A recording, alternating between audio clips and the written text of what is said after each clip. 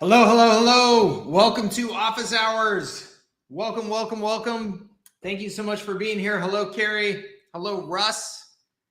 Let me know if you can see me and hear me okay. It looks like all systems are go on my end. So I think that we are set. You got me in my workout gear here today. I'm going boxing. I have boxing right after this. And so you get the unshowered workout gear look from Mike today. We're working from home, people, right? Come on. Hope everybody's doing well. What's up, Patrick? Good to see you. Jason? Let's see here. Jason says, all right, Jason's already got a question. Awesome, Jason. I love it. Fire in those questions right away. I'll get to that one first. Jason, let me do a couple minutes of just saying hello to everybody. Emil, hey. What's up? Patrick, what's up? Russ, Carrie, good to see you. Dale, hey, welcome, sir. Good to see you. Awesome. Welcome, everybody. Welcome to Office Hours. Good to see you here. Thank you so much for being here. I appreciate it. Happy Friday. I hope you've got some fun plans. I am so excited for today. I can hardly stand it. I have my favorite restaurant in San Diego. I got reservations there starting at 5 o'clock tonight. And my favorite restaurant in San Diego is this amazing steakhouse in Little Italy. Incredible environment, incredible food, incredible drinks. So it's a place that you just want to linger for hours, right? So Friday reservation, 5 o'clock. And two of my closest friends that have never been there, taking them there tonight. So we're gonna do it up. It's gonna be a great big feast and celebration. So I'm super excited about that. And we have perfect weather for it. It's warm here. It feels like summer here in San Diego. So excited for the start of my weekend. I hope that you are too. And thank you for being here with me to get it kicked off. Okay. The way Office Hours works, just so everybody is aware, these are Q&A calls. Anything that I can do to try and help you, that's what this is about. So I have nothing prepared. So this is all about any questions that you have that I might be able to help you with. So please go ahead and fire them in. I see Jason has already started, which I love. Thank you, Jason. And then as well, I have an invite link here. I will post in the comments. Okay, you can join me live on camera. So if you have a question that we need to actually talk about versus just typing in, then you can use that link. Okay. And we will we'll put you on camera, put you on microphone, all that good stuff so that we can talk. Okay, let's dive right into it. I'm going to start with Jason. Says this fit the STS model. So Jason is saying STS. He's referring to services that scale. Okay, most of you, I'm sure, are probably aware. One of my core brands is Services that Scale, where I teach agency and other professional service providers to make the transition from selling their time and talent to offering more productized services that scale. And so he is referring to asking, is this a model that would fit the characteristics of a good services that scale model? So I will create 5 advertising package themes for personal injury lawyers. Each theme will consist of 1 TV ad, 1 radio ad, and a digital ad pack for online advertising. Each theme ad pack will be exclusive to each state. So I can get 5 lawyers per state, 1 per theme. All themes would be a template and their logo and branding would be placed on the templates.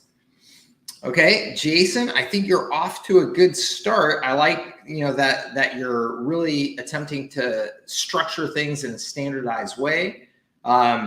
So what I'm not hearing though is what is the revenue model from this particular offer? Because you're saying templates and things like that, you're not just selling them the template and that's done, right? You're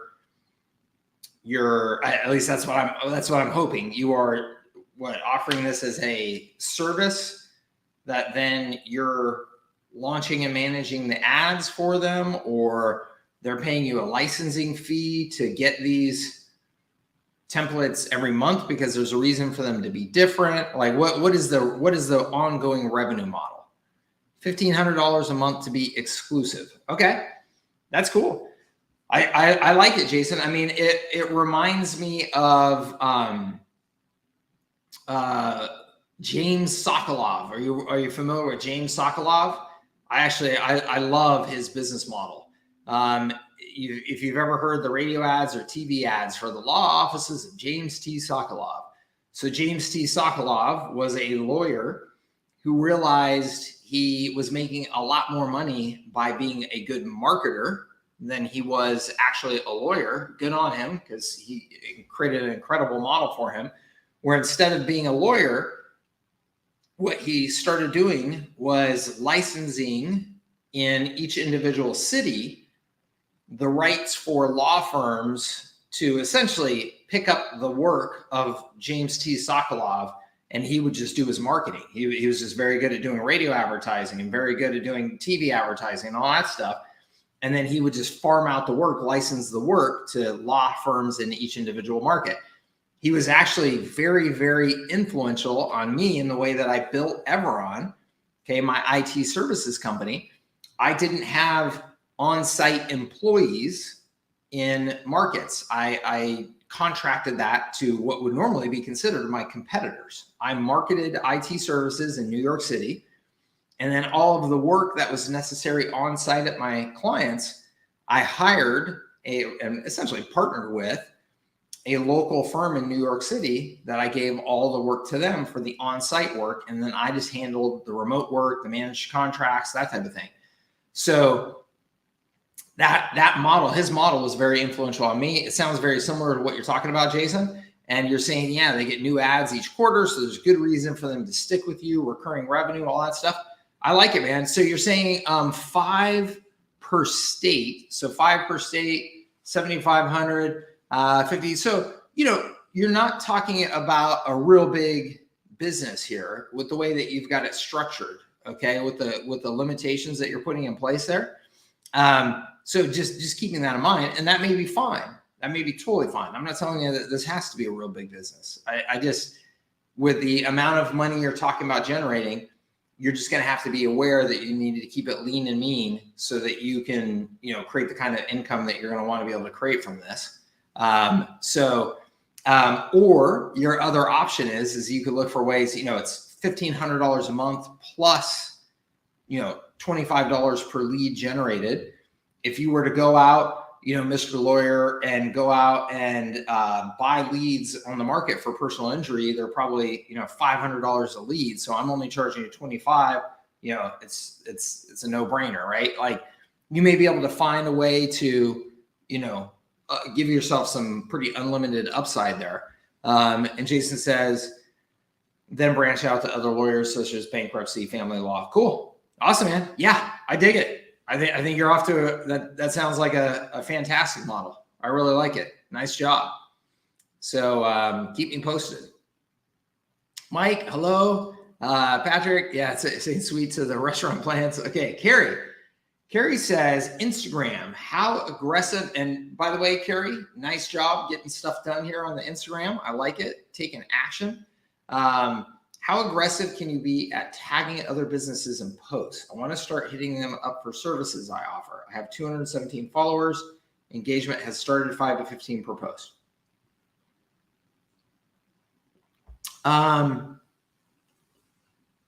First of all, I don't know if there's a limit to how many tags you can put on a post or a story, Carrie. So that would be the first thing that I would consider is, is there a limit? I'd find that out from Instagram. I'm not even sure if there is. I would say probably the most I've ever tagged on a post is like 20, somewhere in that area. Could you do more than that? For sure, you could do more than that. I think the key is, so like in an Instagram story, when you tag people in an Instagram story, you can cover up that tag easily.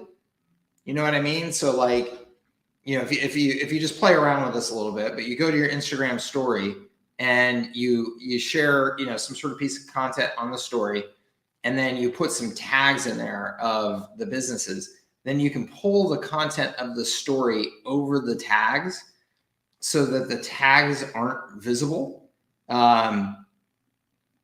So, that is a nice way of doing it, because then the business doesn't go to the post and see, oh, this Carrie guy is like tag spamming, businesses. So because if you tag a bunch of businesses on a regular post, it's super easy to go touch the post. Hold on 1 second.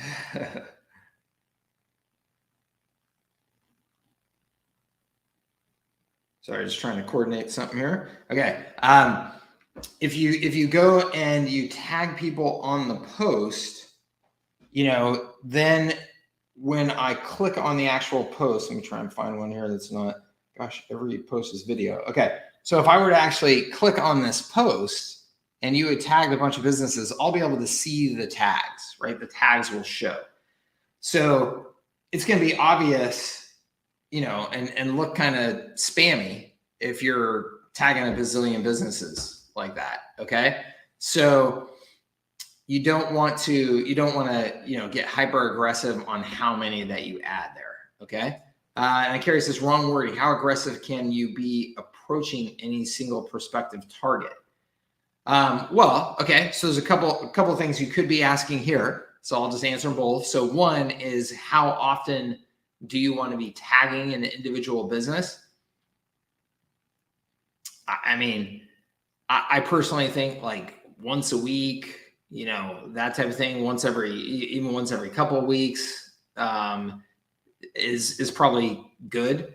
Again, anything too much more often than that, and it starts to be a little bit spammy, right? Unless you've already got something going with them, some sort of relationship with them. Then the second part of that question, the second interpretation of that question could be like, how aggressive can I be then in approaching them after you've tagged them and gotten some sort of a response from them, right? So you tag them, they say something back. Now you're in the DMs and you guys are, at least having some sort of little back and forth there. How aggressive can you be? I mean, you can be as aggressive as you want to, Carrie. I will give you this kind of rule of thumb, is that the more patient you are and the more value you add, the more you will win and build credibility in the long term. Okay. If I can tell you on the opposite side of that, okay, if somebody tags me in a post, because people do this all the time, they tag me in a post, I respond back, and then they immediately send me a message. Hey, Mike, if you need help with X, Y, and Z, I'd love to help you. I immediately block them. I'm just like, you do not understand the rules of the community. All right. It's just like, it's obnoxious. And it is. It's as if you went to a cocktail party that was not a networking event. It was a cocktail party. You went to your friend's house for a party and there's a bunch of other people there. And there's that one schmuck that is walking around at the cocktail party, introducing himself and then making his pitch right away, pulling out his business card and, hey man, well, look, I sell real estate and I'd love to, if you ever were looking to sell your house, and you're at a freaking cocktail party, not a networking event, right? And you're like, get that guy out of here, right? It's the same thing. It's the same thing on Instagram. So you want to build up some credibility, okay? And then Carrie, what I would say is, yeah, Carrie, absolutely. And then what I would say, Carrie, is that if you're doing the rest of your stuff right, you don't have to, okay? And so here's what I mean by that. When you're tagging these businesses and they're engaging with you, they're going to go and check you out. They're going to go see who the heck you are, right? And they're going to follow you and follow your account, just like they've already started to. And so if you're just mixing into your content, right, in an Instagram authentic way, but you're just mixing into your content, you post some story stuff today. Hey, working on such and such for these local businesses, love these businesses, super excited to be helping them with, whatever, right? Then those businesses that you're interacting with are going to see that. And if you have something in your bio that indicates, hey, here's who I am and what I do, then they're going to see that, right? So people are going to be checking you out because you're creating activity. That activity is getting attention, and that attention is going to create action. So the best way is that you're just doing that and it's organic and people are coming to you. Now, I'm a sales guy. I got no problem with selling. Sell. Okay? It's just the way that you go about it should be considered in the context of the environment that you're in. Okay? And so the best way in the Instagram environment is, you did, you did a video today where you're out at such and such business doing a little bit of work for them, or you're sitting at your computer creating campaigns for the next thing that you're doing for whatever business that you're working with, and you're doing a little bit of this. Hey, it's Mike, working with such a, look at this sexy new website for them. Awesome. I can't wait to get this thing launched. And then you're posting that on an Instagram story, right? That's a total native piece of content where you're just sharing behind the scenes of your life and what you do and your business and what you do. And people tune into that on Instagram and they're appreciative of that, right? It's not a pitch. It's you letting us inside of your world. Or on Instagram story, because maybe you're just getting started and you don't have those customers yet, on an Instagram story, maybe you record a quick little tip. Hey, this is Carrie, running around at such and such businesses today. Love these businesses. One thing that I see, one easy opportunity that I keep on seeing businesses here in San Diego miss is X, Y, and Z. This only takes 2 seconds to change. Blah, blah, blah. Will help you, generate more leads. I hope that helps you. You're posting on your content. Like, that is the more native way. Okay. It's more native to Instagram. All right. So I hope that helps you. The other thing I'm going to say though, Carrie, again, I'm a sales guy. So if I'm going back and forth with a business several times, I've shared some of their stuff. They shoot me a message that's like, hey, thank you so much. I've done that a couple of times. Hey, no problem to then just fire off a quick message.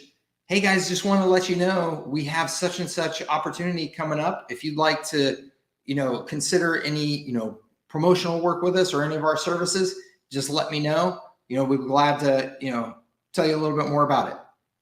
That's it. But we've already had that interaction. We've already had that back and forth. There's some foundation laid, and my pitch is just, easy peasy pitch, right? Nothing aggressive. So I've probably covered that to death.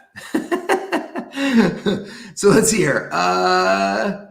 Awesome. Look at all these good questions. Okay. John says, my Instagram question from last week, I was asking, how can I use your Instagram prospecting program to generate connections and sales, and in which vertical, regional, or national niche?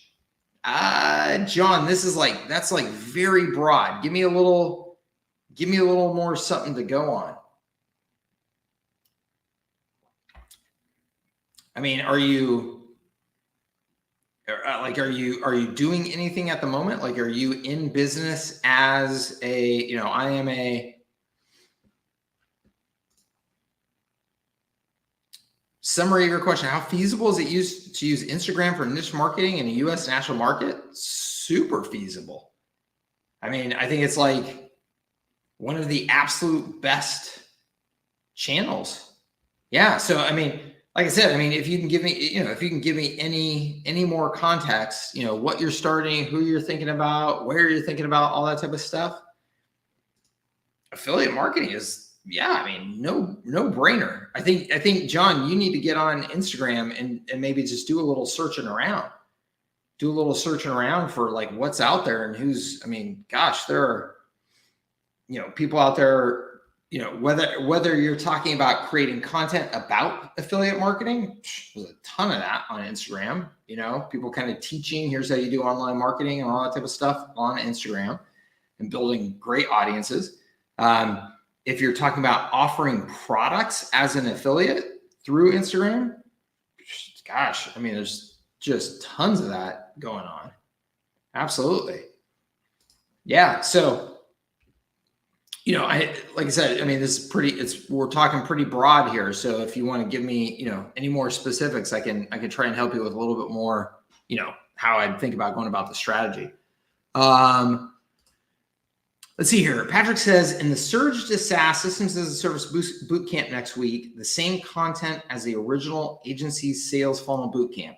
Okay, Patrick, I think you're referring to the one that I'm doing with HighLevel. And anybody that wants to join us over there, absolutely, you are welcome to. We'd love to have you. Let me just grab a link here while we're talking about that. On these calls with HighLevel, Patrick, the calls will be a little more high level as well. Just because, these are not people who own my course, they don't have access to the content, to the tools, things like that. So this will be a little bit more at the level of introducing them to those materials, introducing them to the strategies, things like that. So it's going to be a little bit more at that, like I said, kind of at that strategy level. But that being said, I'm going to do everything I possibly can to deliver good, practical takeaways. It's definitely not going to be just like it's not going to be a sales pitch or anything like that. I'm going to be doing training. Oh, wait a minute. Actually, that was the wrong link. They updated it. Hold on one second, gang. They updated it afterwards to make it a little bit shorter and prettier. That is it right there. If anybody would like to join us. So what Patrick is referring to is I will be doing 4 live sessions next week with HighLevel, the software company, 2 hours a piece, free, where I'm going to be training on how to use my R4 Surge to SaaS system to sell to small businesses from a strategic perspective. Very easy to learn sales process that will then guide you not only through the sales process, but also in what particular services you should offer to a customer through the HighLevel system, and in addition, to other services that you may want to offer, and then how to onboard those customers successfully into a good long-term recurring revenue relationship. So I will be teaching on that next week, Monday, Tuesday, Wednesday, Thursday, 2 hours a piece, free. So if you feel like you could use help with selling and you're in the agency business or trying to get into the agency business or anything like that, please absolutely do attend. I promise I will be delivering as much value as I possibly can there. Okay. Let's see here. Does HighLevel have an SEO feature? If not, is there a place you would recommend for white label SEO services that you can incorporate into digital agency recurring model? Dale, there are services for sale in the marketplace. There are SEO services for sale in the marketplace. Let me share my screen here and I'll show you that. So if we go to here real quick, let me get up here. So I'm in the agency view right now of HighLevel, and on the left-hand side here, you can see the marketplace. And you scroll down here and you can see search engine optimization. And there's an SEO basic and an SEO premium. Okay. And these are monthly packages. And you can see here, it's got a suggested retail price. It says $523. I would not actually price it at $523. I think they're just automatically calculating some margins on there as a percentage, but anyway, you've got SEO basic here and an SEO premium.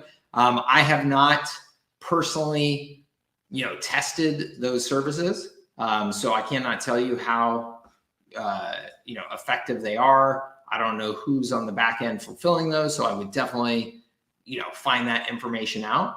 And, there's a lot of SEO options. So that may not even be, really what you're looking for.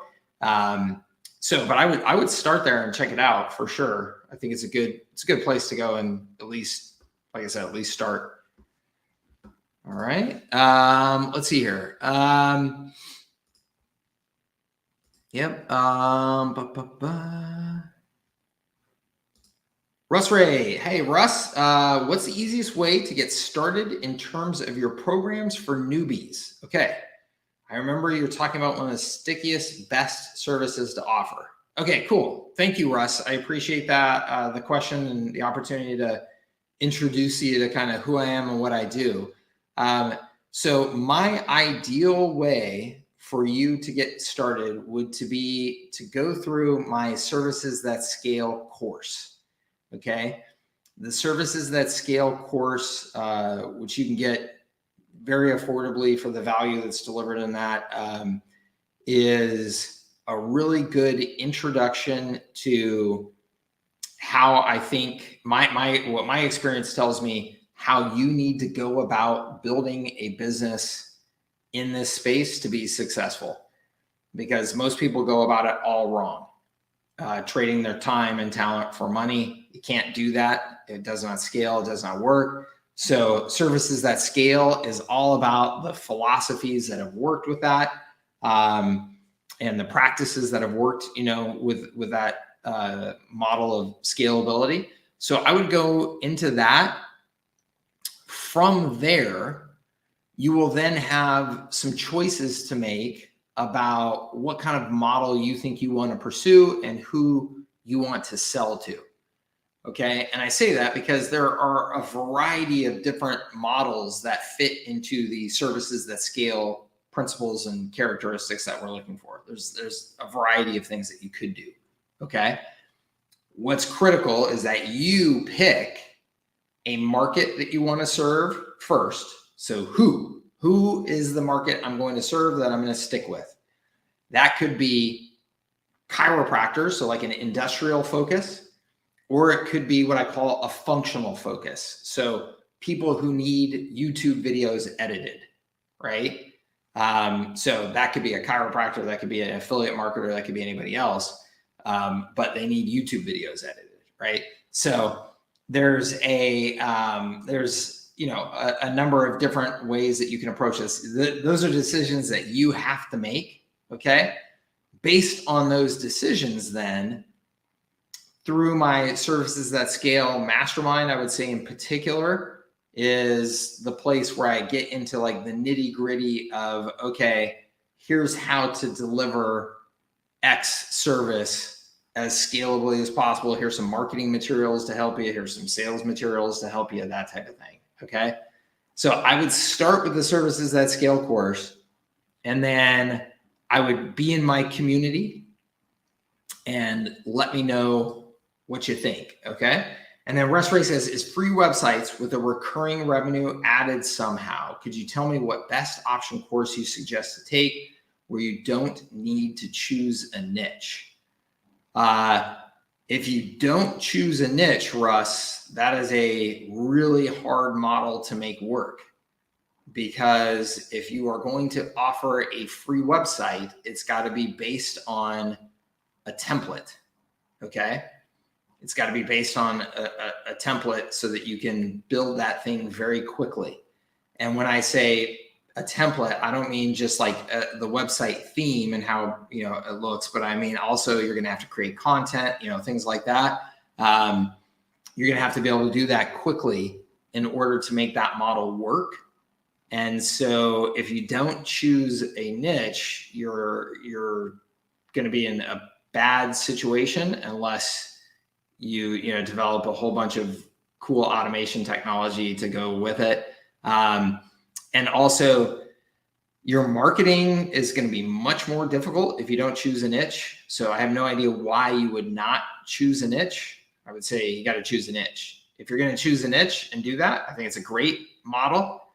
I would have additional upsell services. So not only do you offer the website, but you also offer call tracking numbers, the hosting, putting web chat on their site, things like that. Those things could be included in the site as well. But anything to make sure that you're maximizing that revenue and you're charging that monthly fee. So that is the that is the, the key though. You got to choose a niche. I have no idea why you would not choose a niche. You got to do that. Cool. John said, oh no, that was the Expat Speaks. I like that. I know who this is. What's up, Bill? I see potential here in Colombia where the majority of restaurants and businesses that target travelers unbelievably do not translate their website info menus to English. Just throwing it out there. Yeah, definitely an opportunity.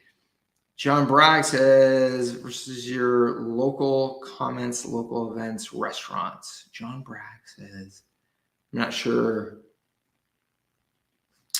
Oh, John is asking, okay, so John is back to the Instagram thing. Is Instagram a good place to build a niche audience? And earlier he had said around affiliate marketing versus your local comments. So, okay, so I do a lot of work in local, and I have done a lot of work in local my entire career. Okay, and so I'm well known for that, I think, and I help people with that.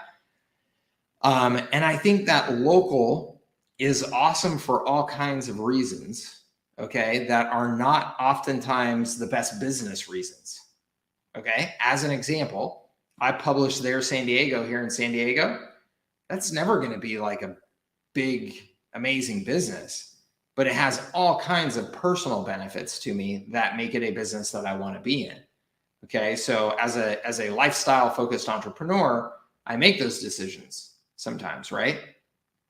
But John, I mean, if you were just starting from scratch and saying, I want to build a business, Mike, and I want to build a business that has the biggest opportunity for me, then I would definitely build a more global, national, scalable business, right? Take full advantage of the internet.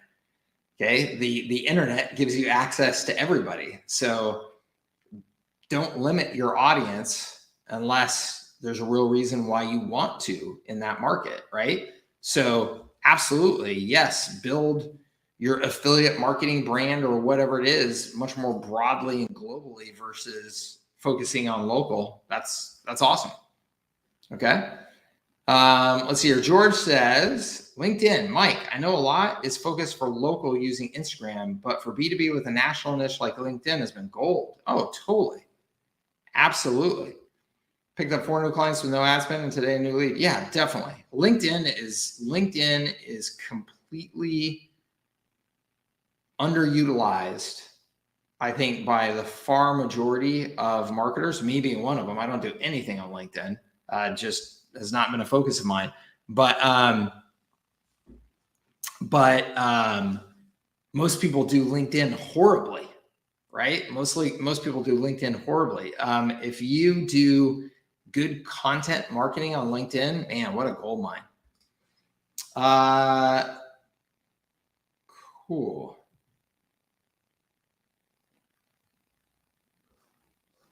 John, yeah, I would, this is getting into trying to get into too much detail in this call without, without having more context, honestly. So I'm gonna have to pass on that one. I think we've kind of covered that. Let's see here. John says, high level niche, ? Many suggest industry niche is best. We recently ran a shop local campaign, business directory, over 100 businesses. We tend towards serving any business. Thoughts? John, so good question. So the challenge with there's a couple of challenges with serving every type of business. Okay. So if you're serving every kind of business, your marketing tends to get watered down. Okay. Not always though. Not always. There is marketing out there that can appeal to, just small businesses in general. Right. But it tends to get watered down. But then second is that your service delivery very often then is not very scalable. Okay. So those are the big reasons why, to focus. Okay. Now, in your particular case here, you're talking about a directory business. Okay. A directory business is essentially a media business, which is what I'm in here in there, San Diego. I don't run it as a directory, or run it more as a content media business. But the great thing about a directory is that, that's super scalable. That's super, super simple. Like, give us your business information to put up in the directory, or even give them self-service to publish their own information into the business directory, right? So that's super, super scalable and very easy to do broadly, okay? So I've got no problem with that in that case. I think that's great. And in particular, like in a given city, it's hard to get too niche down with something like that, right? Because there's only so many barber shops that need to be listed on a directory in San Diego, right?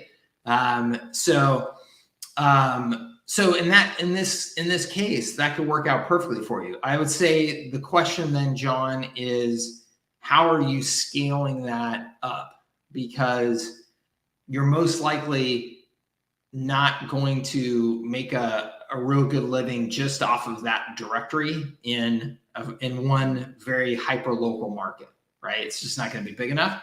So my guess is that you're going to have to scale this up to get enough revenue to make it worth your while. And so you have two options to really scale that up. One is to then go take your directory into a bunch of markets, because it is a very scalable, simple model. Let's put directories everywhere. The challenge with that is that there tends to already be directories all over the place. And so how are you going to differentiate in that market? But if you've got your secret sauce to that, then awesome.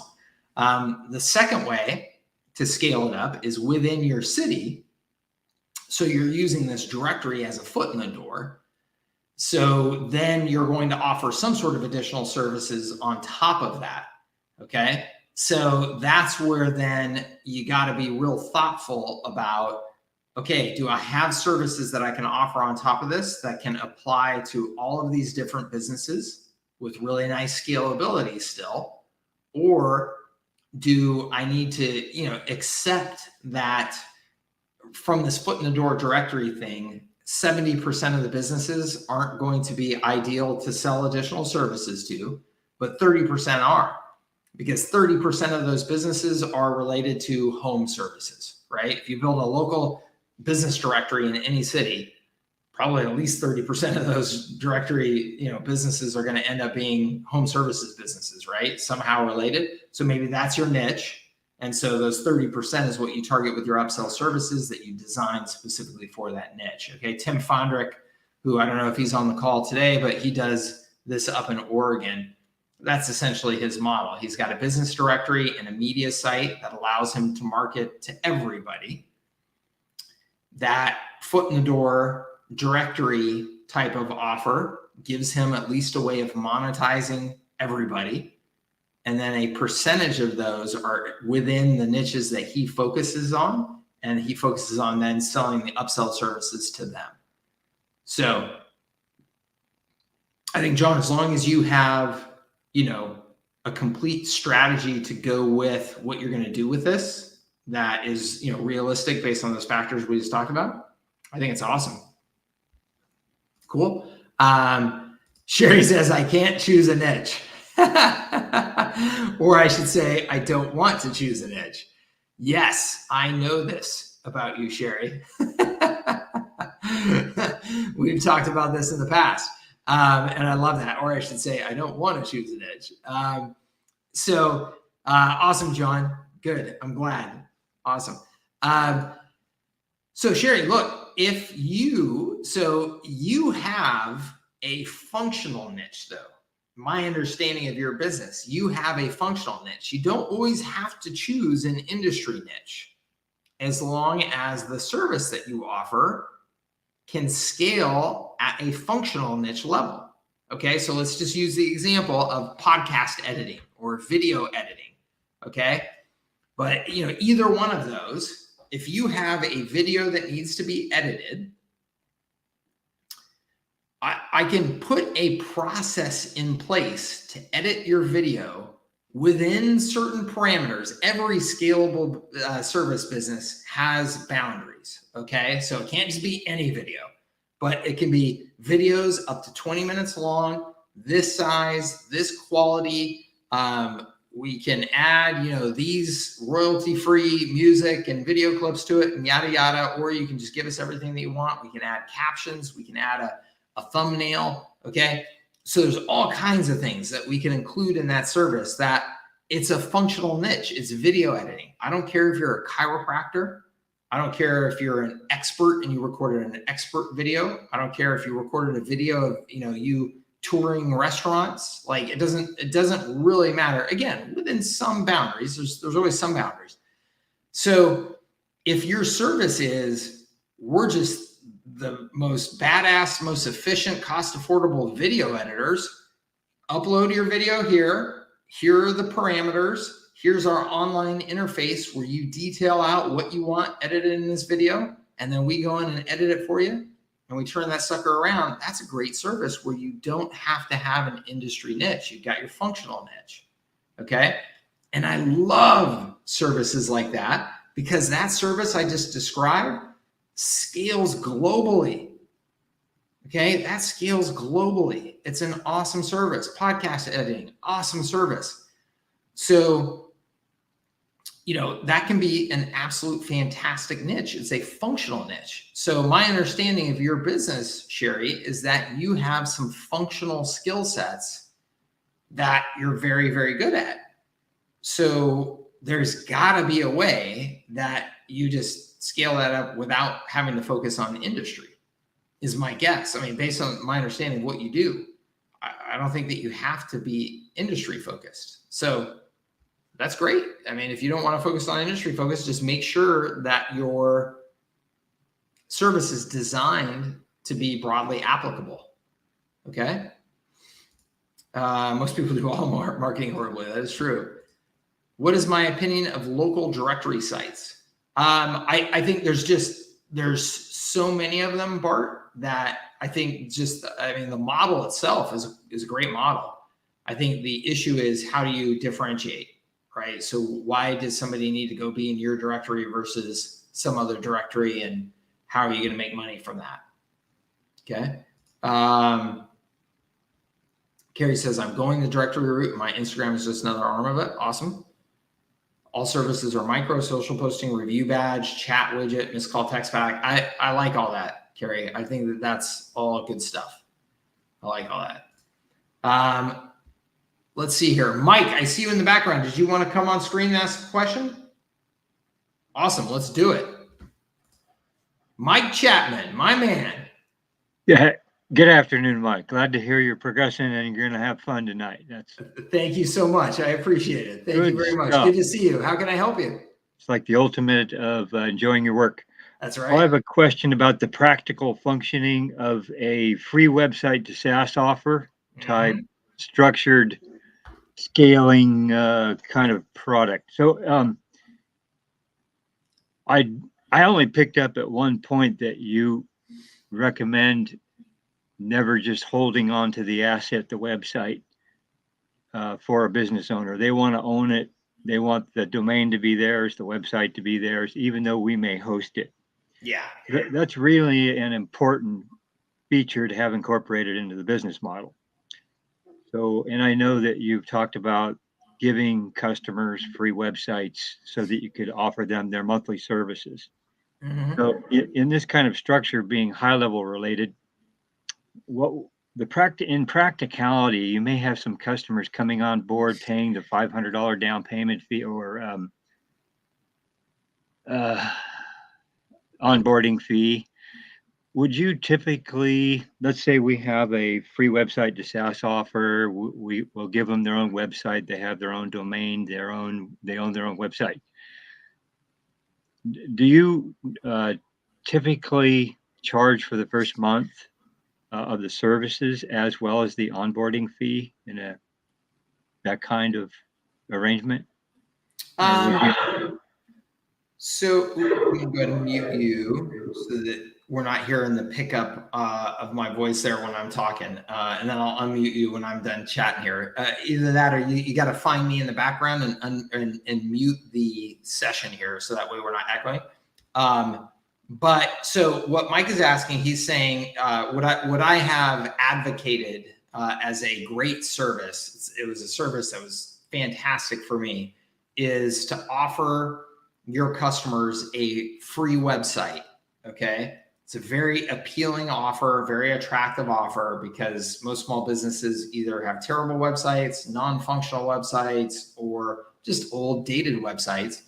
And they've been pitched to get a new website. It's $5,000, $10,000, $15,000, whatever dollars, right? And so when you go to them and say, we'll give you a free website, then that can be a very, very attractive offer. And of course, you have to explain why it's free, so it doesn't sound too good to be true. Well, here's why it's free. It's our foot in the door offer to introduce ourselves to you. We have a team that's very good at creating them, quickly. We've done this a lot of times.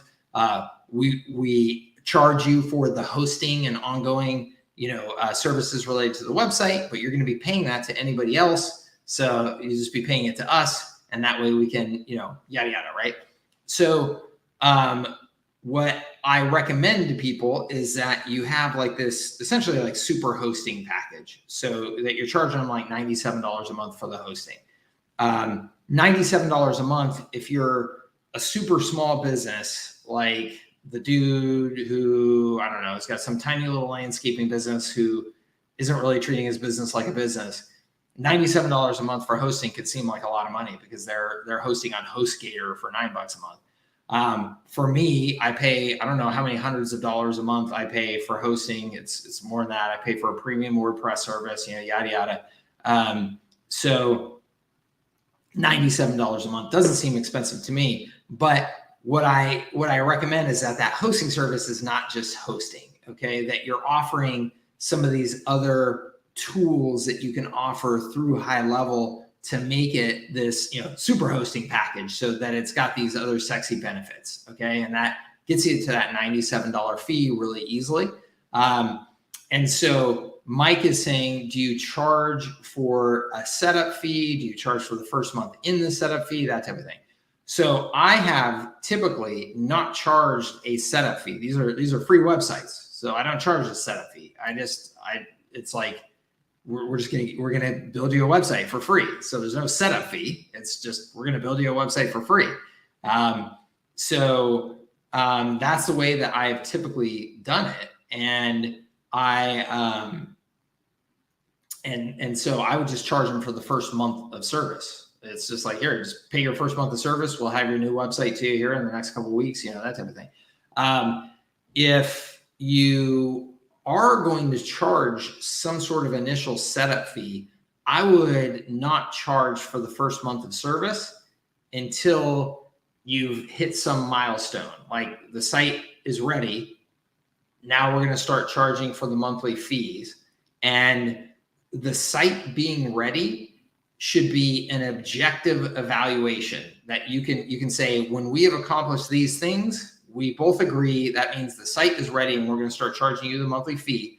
You may still have stuff, Mr. Customer, that you want to do to the site to make it, whatever, customize it your way and all that stuff. But as of the point where we can check these boxes, the site is done and we're going to start charging you the monthly fees, so that there's no, the customer dragging their feet and going, oh, but I'd really like it if you change some of these colors a couple more times and round those corners. Let me see what that looks like. And then when we get it really nailed, then you can start charging me. You don't want to be in that situation. So I would just have it be an objective list of, here's the things that then we start charging that monthly fee. Okay. So I think you could do either model. The way that I have done it typically is that I'm just, it's free, and your website, I'll deliver your website here in the next couple of weeks, and you're just paying for the hosting. So if they, in the real world, some will stick and some will opt out. Mm-hmm.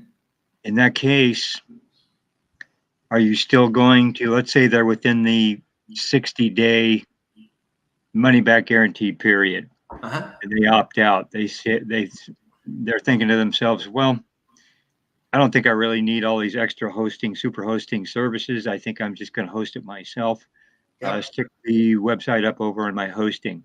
Are there any charges? Do you really give them all their money back and give them a free website? Well, what I would do in that scenario is I would have a transfer fee. So look, if you decide that you don't want to continue to host your site with us, but you want the site, right, then I would do a transfer fee. So $97. What's that? $97 to put the website up on their hosting.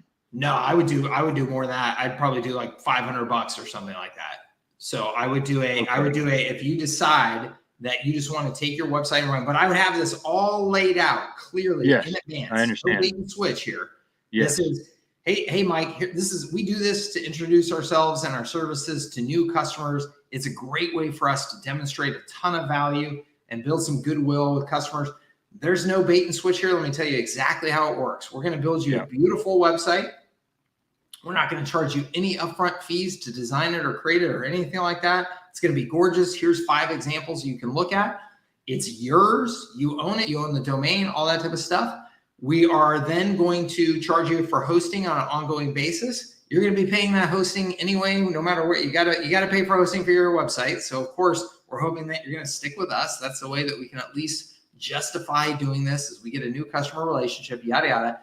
If you decide to cut and run in the first, X number of months, so it's 3 months, 6 months, or whatever it is, you put a time limit on it, and you say, if you decide that, hey, you just want to take your website and run, we're going to charge you a $500 transfer fee so that our team can make sure we package up all the assets right. We help you with, transferring whoever you need us to work with, your new webmaster, your hosting company, or whatever, to get this all over to them and get it all set up correctly. But after that 3 months or 6 months, anytime after that, you want to cut and run, no sweat, we'll package up your stuff for you. And maybe in that case, Mike, I would charge, then it's just a one-time $97 transfer fee. Any other time, just to have our team, help out with that process. Yeah, very practical. That's very practical way of covering your costs. Yeah, exactly. You're just covering your butt a little bit. And I got to tell you, Mike, I signed up hundreds and hundreds and hundreds of companies doing this. I bet you 5 times or less that I have to actually do that. Okay. People were just keeping their website, paying for their hosting, love their website. We're thrilled. I got a beautiful new website. This is awesome. Almost never, ever, ever had that situation. So I see that your package is very well defined in that context of your sales process, and having that packaging very well defined. Did you have anybody coming to you asking you just for the website? They'll say, well, we're not really interested in all this extra stuff. We just want a website. Oh, and my answer is just we just don't do that. We just don't offer. This is the first rule in selling services scalably, right? Is that you just walked into Walmart, Mike, and you can see up here on the shelf, I've got 4 products for sale, and there's the price points. You can put them in your basket and go and pay for them and leave, or maybe you want to check out Target down the street because maybe they offer something else. But my products are products. I offer these things to the marketplace, and that's it. I don't offer any custom situation for you, So that is the learning to say no is the first rule to scaling your services. Very good. I was feeling uneasy about that subject, that part. So I'm glad we went full circle. Yeah. Thanks a lot for your time. Yeah. You bet. Thank you, sir. Have a great weekend. Okay. Thanks for being here. I appreciate you. Yeah. Oh, sorry, Mike. I cut you off there. Sorry about that. Let's see here. George says follow up to LinkedIn. Yeah, they just rolled out newsletters, and LinkedIn is emailing all your followers for you and adding it to the feed. I know, George. LinkedIn is a content marketing machine. It is absolutely a place for people to be spending time on and focusing. I'm with you, man. I am with you. Awesome. I love it, George. Yeah, no, I actually have just been very recently investing in understanding LinkedIn from a content marketing platform. I've bought some courses myself and stuff like that, and been like studying from some of the people who I think are really good at it. Not on the paid ad side. I know how to do all the paid ad stuff. But I think most people use LinkedIn so horribly. And what I mean by that is that it's all DMing people and, trying to hit them up in their messages. And that's just terrible. I barely go on LinkedIn anymore for years now, because it is just pure B2B spam. That's all it was for years, was just pure B2B spam. I couldn't stand it. So I mean, if you go look at me on LinkedIn, like I barely have done anything on there in years and years and years, which is stupid. I'm not saying that anybody should do that. That's stupid. But just in the last 18 months, it's become a content marketing machine. And I think that a lot of people need to be taking a hard look at that and figuring out how you incorporate that into your strategy. I know I should be. That's why, like I said, I've been investing myself in some training here recently to try and make sure I really understand it. All right. Good stuff, gang. Good stuff. Let's see here. I got a couple more minutes and then I got to head off to boxing. You don't want to be late for your boxing trainer, because then he beats you up. So, so any one more good question I can answer here, fire it in there. Doesn't have to be a good question. No pressure. Just put a question in there. They're all good questions. Anything else that I can help somebody with, please let me know, and I will do my best. And otherwise, we'll get you off to a Friday and get you off to your weekend to enjoy. And I hope you enjoy it. I hope you have some fun plans, and I hope that you're working on building your empire. Okay. Weekends are just as good for building your empire as weekdays. Brian says, not all local business owners, depending on the niche, are active in LinkedIn. Yeah, for sure, Brian. That is absolutely true. Patrick, you want to come on board? I see you back screen. You want to wave your hand if you want to come on. Cool. Says, not all business owners, depending on the niche, are active in LinkedIn. Back there. For sure, Brian. That is absolutely true. Patrick, you want to come on board? Yeah, I'm on. I just need to get the mute part down. Can you hear me? I see you back screen. You want to wave your hand if you want to come on. Cool. All right, I've got you muted on my end, Patrick, so we don't hear the feedback for now. But if you got to find the YouTube feed where you were watching this and mute that, and then you should be good. Hold on, let me try and unmute you now. Oh, you got to unmute yourself now.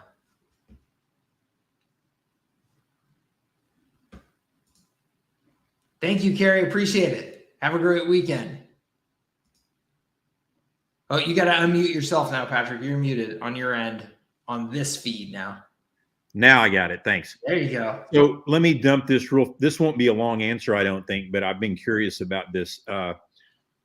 So I'm going back through, I do have a niche I'm excited about with some other adventures that I've been doing, but so I'm going to use, really, I'm excited about the selling, the leverage selling mastermind on the sales side, and then what you just rolled out with the agency service fulfillment to actually build it, and then all the other stuff I've learned with you. I'm really excited about that. But in the back of my mind, excited about all this. The ARO is going to be really cool down the road. I would say a newsletter probably next year, but I want to learn that. The local media thing I have always been intrigued with, and here's the question. So I know you mentioned on a call the other day that it's obvious, it makes total sense you should live in the market, right, where you're doing business. Yeah. I mean, that makes sense. But I haven't found anything I'm super passionate about here in Dallas. I'm not from here originally. I'm not in the bars. I just haven't found my little piece of it. But here's the question. My wife and I grew up on a pretty sizable lake area in Northeast Oklahoma, about 5.5 hour drive from here. It's a 60,000 acre lake, about 1,300 miles of shoreline. It's probably got 10 communities around it. They draw from, Arkansas, Kansas City, Oklahoma. It's got some really nice areas, probably 15 marinas. It's got, so my question is, what are the odds, do you think, of being able to pull that off, even though I don't live there? There's one site there, and I'll tell you what it is if you want to pull it up or something, but it's called 360grandlake.com. And I didn't even know about them until I went looking around, and nobody I know knows about them. It's a site that they do have some content, and they have calendars and they have events, but it's more like an advertising site. Like they focus on businesses getting a listing, and I think I could probably smoke them with a lot better content the way you do with their San Diego. Yeah, but we're just trying to get your thoughts on how realistic is it if you don't actually live there. Yeah, you could smoke these guys. In terms of how realistic it is, I think, Patrick, because you know the area real well, because you grew up there, like all that type of stuff, I think it's possible. There's still challenges because you're not there every day, right? And so you got to be realistic about that. And what I would do is I would look for some feet on the street in that area to help me. I try and find some young, content producer people that I could say, hey, look, I'm gonna put you to work and pay you a little bit of money and give you all kinds of cool benefits. Though you get invited to everything around here and get to eat free at all these places or whatever. So I get some people like that to help you, to be your feet on the street. But I think because you're intimately aware of the area, and it sounds like you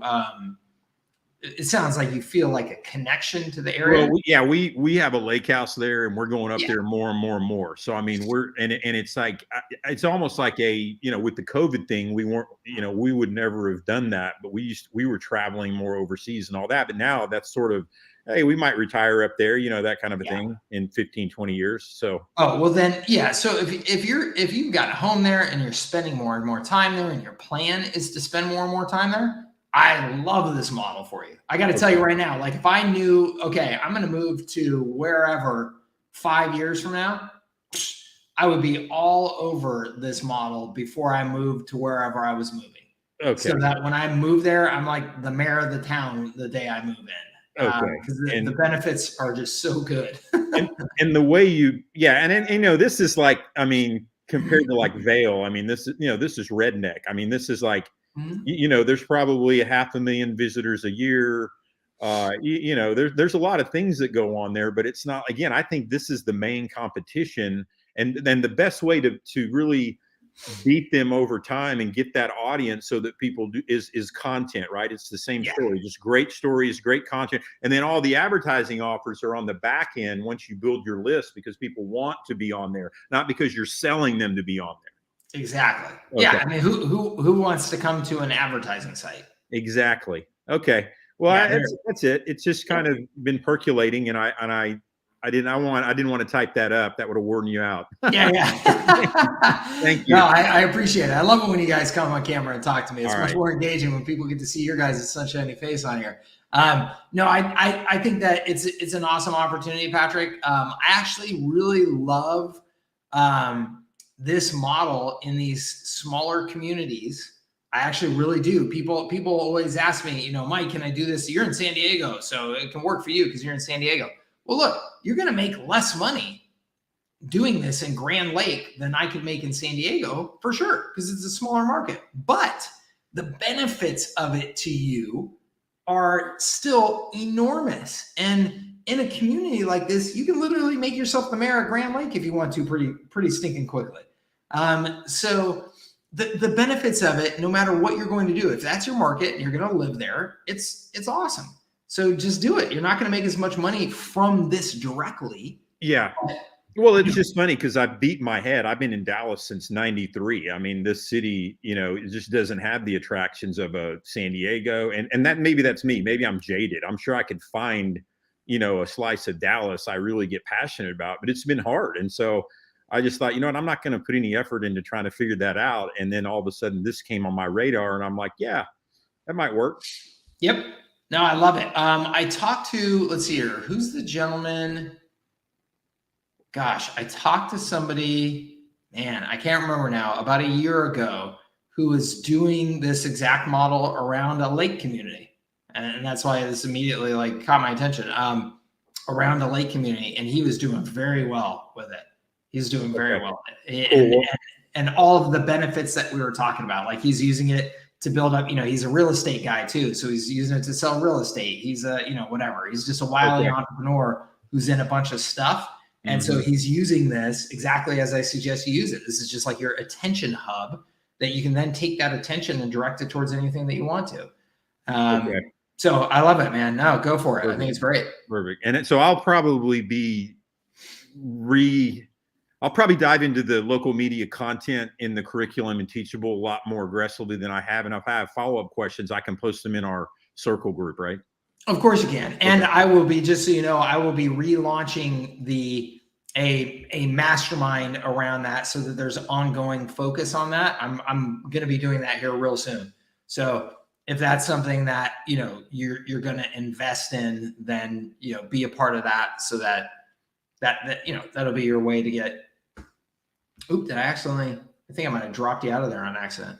Or maybe you dropped out of there on accident. Anyway, yes, absolutely. Let's see here. Jeff says, quick question. If we come to most of your online meetings here, is there anything new you will cover in the Go High Level virtual workshop next week? Jeff, the Go High Level virtual workshop will be 100% focus on surge to SaaS. Okay. It'll be 100% focused on surge to SaaS. So my R for surge to SaaS sales process to help somebody sell a system based around high level. Okay. So it'll be 100% focused on that. And if that is, so depending on what all meetings and stuff you're coming to, that's what it's all about. So hopefully that helps you evaluate it. No problem, Patrick. Awesome. Good. Brian says, I'm brand new to High Level. I thought the 14-day trial would allow access to all features, but that doesn't appear to be the case. Does one need to choose agency to trial everything? Yeah, so you can do a trial, Brian, to the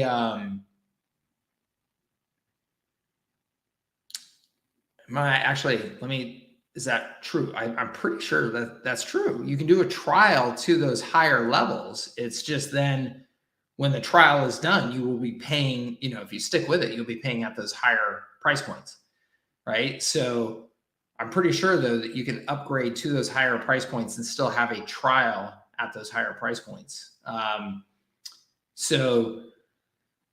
You can do a trial of the SaaS level, but then when you're done, you would get charged at the SaaS prices. Okay. So, in terms of would it make sense to do that? I mean, if you are, I think it does. Like, to me personally, I understand, like, if you're really budget conscious, get in at the $97 initial level and spend a month just like really learning how to use the system for yourself, because everything that you're going to learn will then apply to using it for customers. Okay. If you're not really budget conscious and you're like, I just want to get everything right away so I can get going, I would go right to the $297 level, the Agency Unlimited. I would go right to that. Because what that does is that gives you the ability to have unlimited accounts so that you can really start playing with snapshots and all that type of stuff. And then the SaaS capabilities are then the ability to turn on self-service, self-provisioning packages and to resell and mark up SMS and email, that type of thing. So my bet is that if you're on Agency Unlimited, as soon as you start developing your service packages and kind of understanding what you want to offer in the market, you're almost certainly going to want to then upgrade to SaaS as soon as you start selling, because the SaaS gives you the ability to mark up those SMS and email minutes. And like, there's no reason that I can possibly think of why you would not want to be able to offer that. But again, I think if you go to Agency Unlimited first, the $297 level, you'll get an understanding of how the system works and be able to design your service packages and set up snapshots and test all that stuff. Then the SaaS capability is really almost just like an administrative bump on top of that. Like, you don't really have to spend much time in SaaS mode to understand that, you know? So I would do the 297, get your hands around it, design your service packages, test everything, then go to SaaS as soon as you're like really ready to start selling. That would be my approach. Okay. Mike says, what time of the day are your high-level meetings next week? I think that they are at, let me check here. I think 11 a.m. Pacific time, I believe.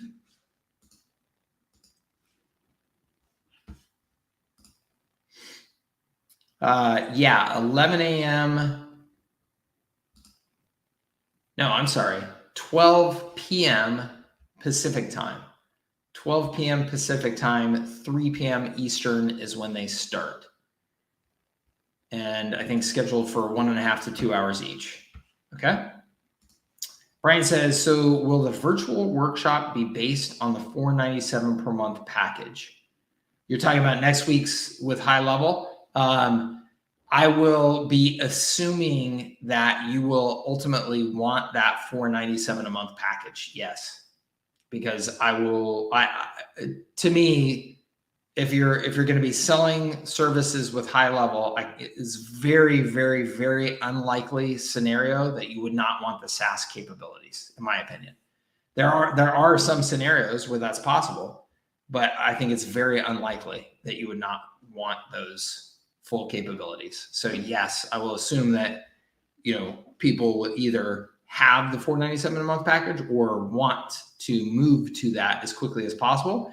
And what I'll be training on will help you understand why you're making that move and what the benefits are and how to sell those benefits and all that good stuff. Okay. Awesome. All right, gang, I got to run. Thank you so much, everybody, for being here at Office Hours. I really appreciate you. Thank you so much for being a part of my community. And I appreciate your time, your attention, and your business always. And we have these Office Hours every other week. So I hope to see you on a future Office Hours. And we will tackle any additional questions there or in the online communities in between now and then. Feel free to ping me in those communities for any questions that you have, and I will do my best to get back to you. And also other members of the community will certainly help you out as well. Okay. Thank you very much, everybody. Have a great rest of your Friday and a great weekend. And we will see you here real soon. Take care.